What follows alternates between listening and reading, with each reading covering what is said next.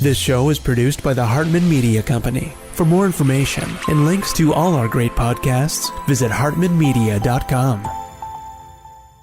My name is Andrew, and I live in the Pacific Northwest. So far, I've got 6 properties in about 3.5 years, and I'm pretty happy about it.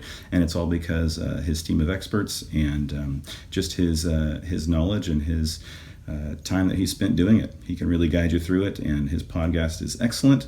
And I highly recommend it for anybody, whether you're a beginner or an expert. There's a ton to learn there, and it'll help you get to the next level.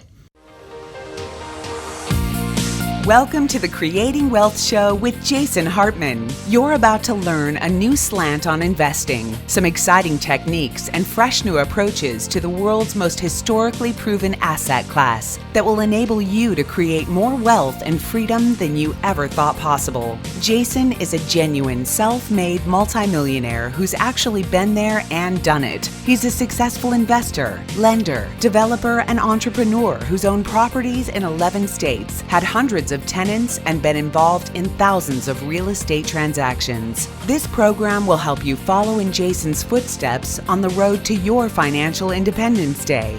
You really can do it.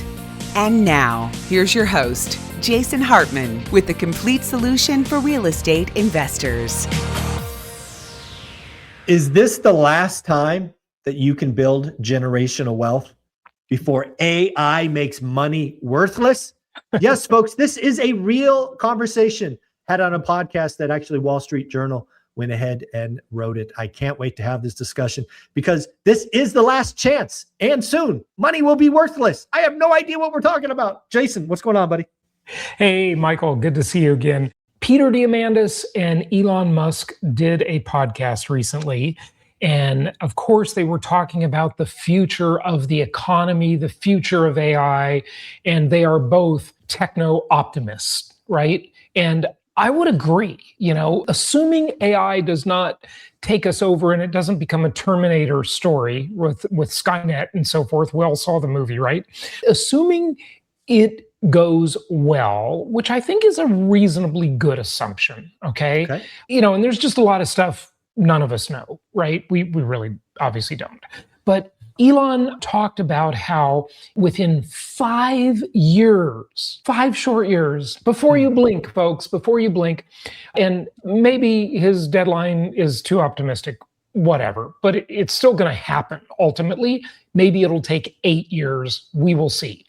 He says that there will be more humanoid robots than there are people on Earth. In other words, we're going to manufacture 8 billion robots, right?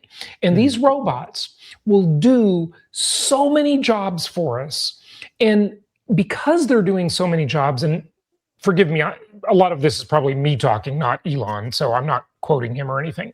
But, my take on what he said, they will do so many jobs for us that will just create massive amounts of wealth. Okay. And there's good reason to believe that. I agree with him. I just don't know how people can be so doomy and gloomy about the economy. We are living in the golden age. This is the era that mankind has been working toward and dreaming about since the beginning of time. It is here. You are living in it. Now, listen. I'm not optimistic about the things that are happening in the world culturally. I think culturally, the world's kind of a disaster, okay? It's a dumpster fire. You look at the birth rates, you look at the dating and mating market, you look at the division, that's all terrible. I could doom and gloom you for a long time about that. But talking about the economy and talking about the standard of living, it is going up, folks. I mean, there are just so many reasons to be optimistic. So the Wall Street Journal did an article about this. And then in one of my newsletters, I saw a link to the Wall Street Journal article just this morning. So let's start with the newsletter. It says, "Is the American dream over?" Okay, Silicon Valley tech leaders are publicly discussing concerns. Now, it's interesting, is it a concern or a benefit, right? Depends how you look at it. That artificial intelligence may fundamentally alter wealth creation and employment. Well, certainly I agree with that. I think we all do. How could we disagree, right? Elon Musk predicted radical change, social unrest, and immense prosperity. Okay, so like this is not bad news. Okay, yes, their radical change causes disturbances. Okay, this is a disruption, but ultimately I think it will be a very positive one. We've all been concerned for many years. On my podcast, I've been talking about it for, I don't know, 18 years. I remember I did a show maybe 18 years ago about how robots were going to take over everything from writing music and poetry to making movies to, all of these things. And here we are. It is here, right? And this discussion centered on job displacement through automation, right? And UBI was a big topic. I interviewed Andrew Yang on my show. He was a presidential candidate. I interviewed him several years ago, and he was a big proponent of UBI, or universal basic income. And you probably heard Elon say many months ago that it's not going to be universal basic income.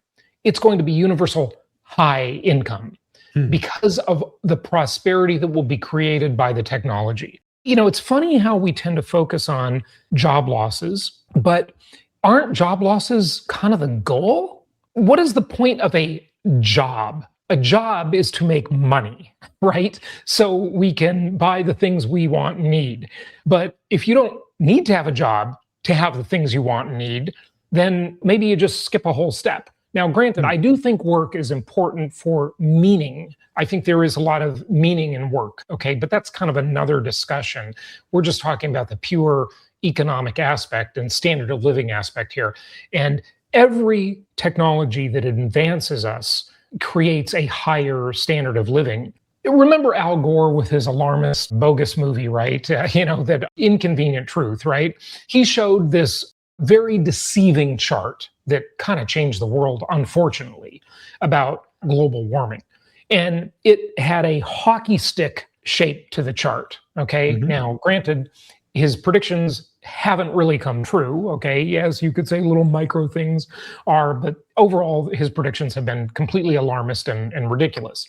But apply that hockey stick to technology. And we are there at this hockey stick inflection moment where it is about to create just massive additional amounts of prosperity. Now, why is this framed as a negative? Okay, well, first of all, because that's where the media gets our attention. We've all talked, Michael, extensively about how bad news sells, and if it bleeds, it leads, and so forth. But the negative is this. They're saying that the people in Silicon Valley, the tech titans, are racing to make their fortunes as quickly as possible because artificial intelligence is going to just change the whole meaning of money. And this, they think, will be the last chance. And they think that the wealth concentration will get even more and more severe. And I do agree with that, okay? So wealth has definitely concentrated at the top. The rich have become so much richer. It's mind-boggling. But what people don't say is that the poor have become richer too, okay? And that's what's misleading about it. Yes, the rich are getting richer and it's way out of proportion, but they are also lifting a lot of people with them, okay? So you got to look at the whole picture. So when I look at this, it's interesting to me on a couple of different levels. First off, just trying to play this story out in my mind, right? All these 8 billion robots or whatever was said is coming. So what that plays out in my economic mind is a lot of the quote unquote services we pay for today will go increasingly to zero, right? It'll be the cost of charging a robot. Well, I'm guessing you'll have to charge them, right? So there's the incremental cost is small because it's cheaper than feeding them, giving them unemployment, and having them sue you for sexual harassment. Totally agree. So these robots basically will help people with services. Services are a big part of our economy. Right. So there's that. There will also be robots increasingly inside manufacturing. They obviously won't be probably humanoid, but they will be purpose-built robots. to move stuff around the shops. A lot of them Again, will be humanoid, though, because, I mean, we've got a lot of purpose-built robots that aren't humanoid now, but the Sure. humanoid revolution in them is that the world is built for humans. Yeah, of course. Every time you go through a doorway or turn a faucet, it's built for humans, right? It's all Correct. human scale. It's all built for us. And so the humanoid robots are a huge leap forward. Yep. So again, I get all of that. So I see the cost of existing collapsing. I could see that. Yep. Which means you don't have to make very much money to have an equal life, right? If you just look at what your life costs today, say it costs 10 grand and next year it costs 2 grand for the same happiness and the same stuff, it's a lot easier to make 2 grand than 10 grand, for example. So I get that. What is interesting here to me is I don't see the income, and that's probably why UBI and Elon's UB, whatever, high income, HI, I guess, comes into play. And again, you don't need 10, you need 2. So that makes sense to me. The thing that I'm struggling with is if the tech titans, the Silicon Valley folks, say this is the last time to build generational wealth, but then in the same breath, they say money becomes worthless. I don't get it. Why are you trying to build generational wealth if money is worthless? That seems to be... Because they want to be the oligarchs. Right. So they're saying this is the time to get inside the top 1% of the 1% because life will be extra special good for me. That's the way I take it. This is the time that they're kind of saying, and I don't agree with this because, we just can't perceive what the future will be like. Our brains just won't do it very well, right? Yep. And they seem to be saying that after AI takes over the world, the race is over and there will be winners and losers and that the path will be set permanently. Well, I think what they're trying to say is there will be an oligarch class, right? Well, I think what they're saying is there will be no losers. I think at least that's the picture they're painting, right? Yeah. And what it goes back to what I was saying before is that the people at the lower end of the spectrum will be better off than they are today. They'll be 2 to 4x the better. Oligarchs will be just insanely better off. Okay. So I get all of that, but I still come back to the point, and you actually said it in your kind of intro discussion, work still has meaning. And as somebody who had a couple of weeks of having no financial concerns and no meaning, it becomes very depressing, right? Suicidal thoughts into your minds when you have no meaning. So I'm trying to, this is a debate I'm having with lots of my friends, and we can have it here, is what does this look like? And I am not willing, because I think Elon Musk is always early. He said 5 years, so it's probably more like 10 to 15 years, in my opinion. Yeah, or maybe it's 8 years. I don't know. Whatever. It's not 5. It's just always early. But anyways, let's fast forward 10 years, just because it's a round number. And, there's 4 billion robots, not 8, but still enough to make services cheaper. What are human beings doing? Well, they've got to find other sources of meaning, and there will be new jobs that people are better at always, right? Certain things that people will do, and where people miss when they try to understand the future. And I go back to this whole idea of limited resources and the limited pie and the Malthusian economics, this idea that everything is a zero-sum game, which is just not true. That's just not how life works, right? And people will create new desires, and they will have to be filled by humans. And then eventually those things will be filled by technology, probably, right? As they are today. And, the whole thing just keeps perpetuating. The problem is, Michael, we just can't imagine the things we will want and need in the future. Yeah. It's just too hard. Like, I'll give you an example. There's this great book that I read decades ago. It's called Unlimited Wealth, subtitle, The Theory and Practice of Economic Alchemy by Paul Zane Pilzer. Okay. Good memory. And he's still around. He's got another book out now, just a couple of years ago. I just finished that one. And what he said in that old book, which I think was like a 1989 book. Oh, okay. Wow. Okay. He said the idea of business used to be find a need and fill it, and you'll make money. Very logical, right? But the new idea of business back circa 1989, when he wrote this book, right, somewhere around there, is imagine a need and fill it, right? Imagine a need, promote it, create the desire in the consumer, and then fill the need. And the example, one of the examples he gave in the book was, remember good old cordless phones? I do. Okay. Yeah. This is not a cell phone. This is a cell phone. Okay. Right. This is my iPhone. So these good old cordless phones, right? So what he said, and you might remember this, is he said that, look, nobody realized that they needed a waterproof wireless phone until Sony created one. Then everybody with a pool in the backyard had to have it. Okay. Right. They had to imagine the need and fill it. And I'll just give you two other reference points for this concept. Henry Ford, okay, the guy who invented the assembly line, not the automobile. A lot of people confuse that. Carl Benz invented the automobile and named it after his daughter, Mercedes, okay? But Henry Ford invented the assembly line, okay? And Henry Ford said, if I asked my customers what they wanted me to produce, they would have said a faster horse. Right. Okay. Now, fast forward to the late Steve Jobs. Okay. And Steve Jobs used to talk about, he said, Apple never does focus groups. We don't survey people because the consumer doesn't know what they want. Exactly. That's our job, to envision what they want, what they're going to want. Right. And so we can't imagine what we're going to want in the future and the kind of growth in the economy and jobs that will create. We just can't even imagine it right now. Yeah. Okay.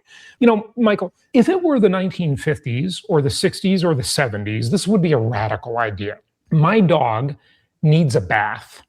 So I called a dog groomer this morning, which, you know, I've done a million times, but I'm only saying this because it seems like a obvious thing. But, I get it. You know, decades ago, nobody had a dog groomer, okay? You just gave the dog a bath in the backyard, okay, with a hose. That's what I used to do with my old dog in the old days, you know, but nowadays it's like that's a necessity, okay? Right. So things just evolve. Yeah, and this is how my view of the world differs completely from Elon Musk, frankly, is I believe, kind of what you're highlighting here is I believe the human condition, we are amazing at finding and creating new things. We are. So I think there will be plenty of jobs in the future. I do not see jobs disappearing, but they will be different than they are today.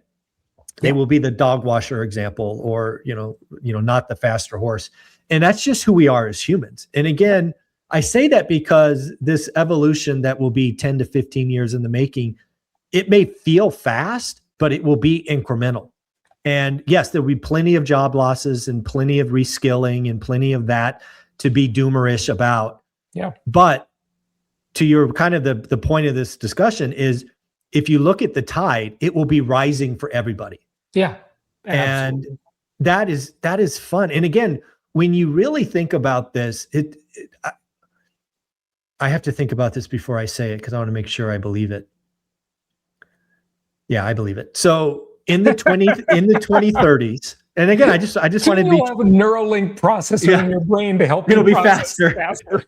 Yeah. So sometime in the 2030s, so sometime in that decade, we are going to see the cost of living dramatically deflate, not disinflation, not inflation, deflate.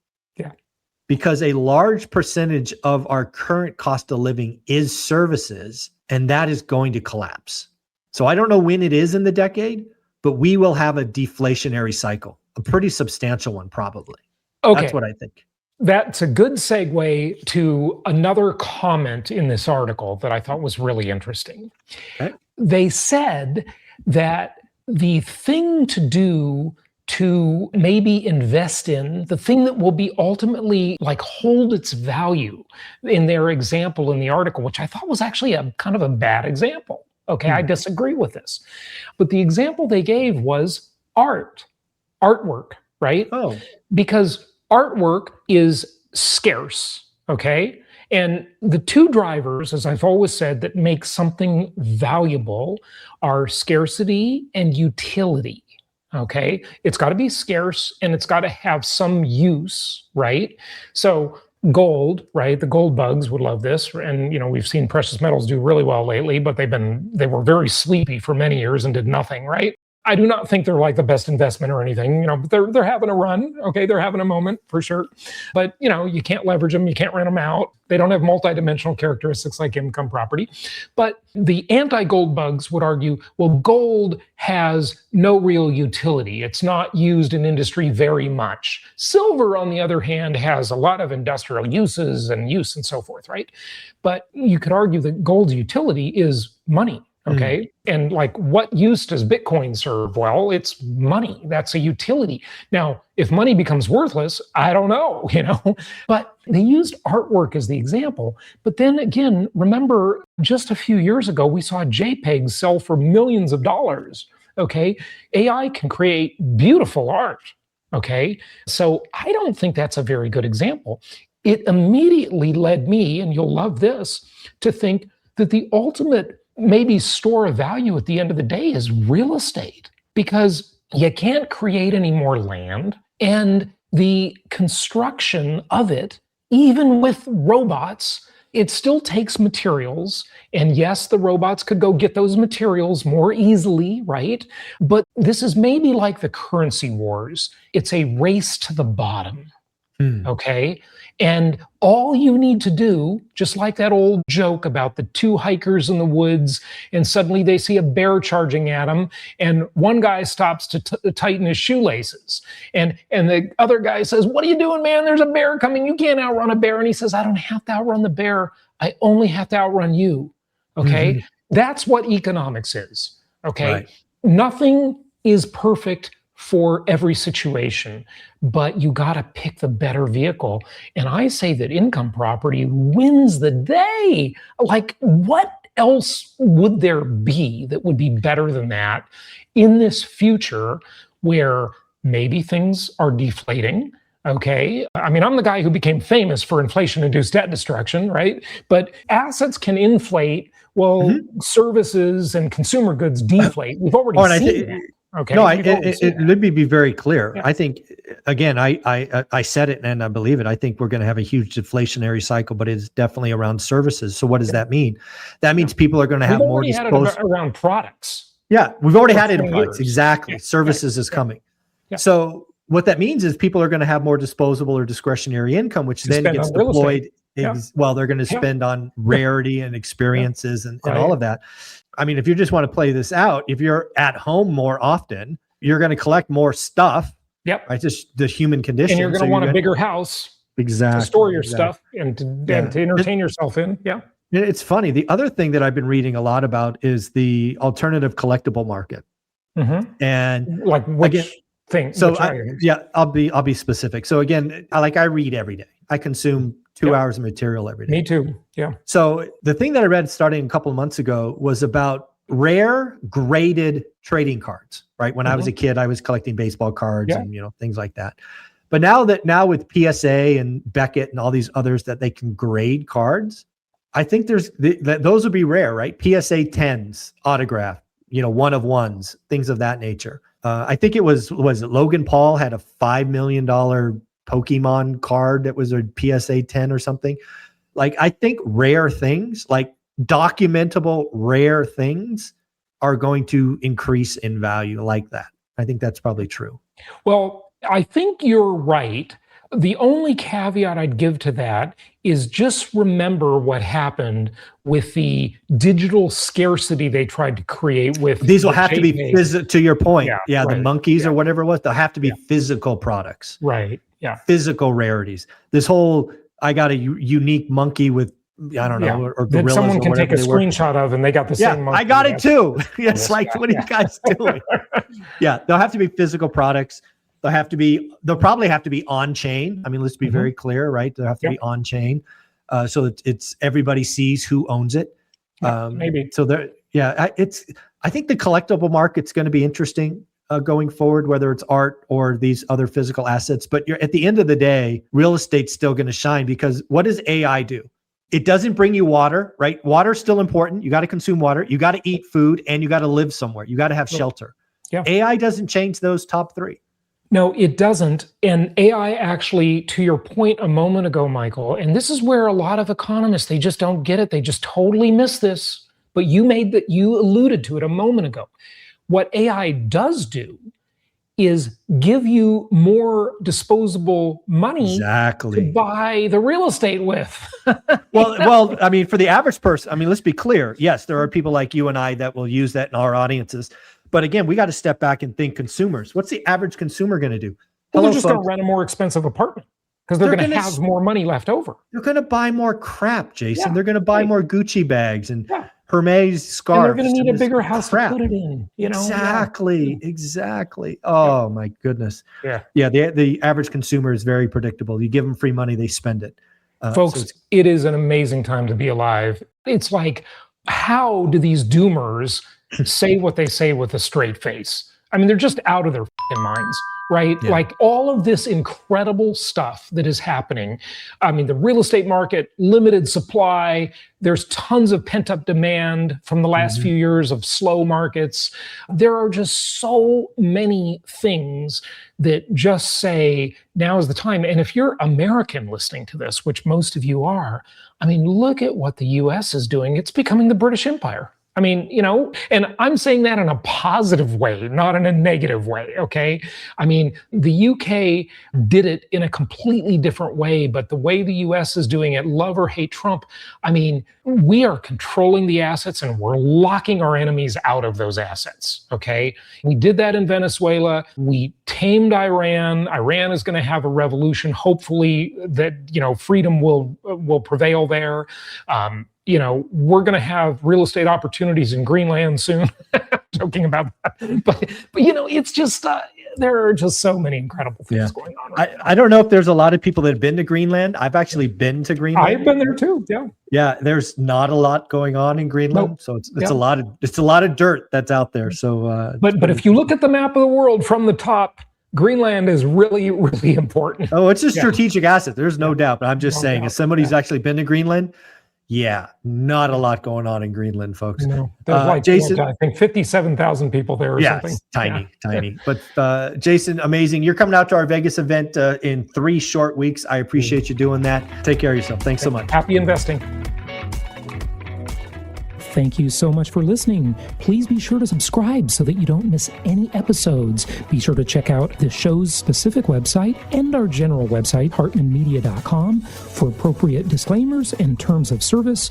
Remember that guest opinions are their own, and if you require specific legal or tax advice or advice in any other specialized area, please consult an appropriate professional. And we also very much appreciate you reviewing the show. Please go to iTunes or Stitcher Radio or whatever platform you're using and write a review for the show. We would very much appreciate that. And be sure to make it official and subscribe so you do not miss any episodes. We look forward to seeing you on the next episode.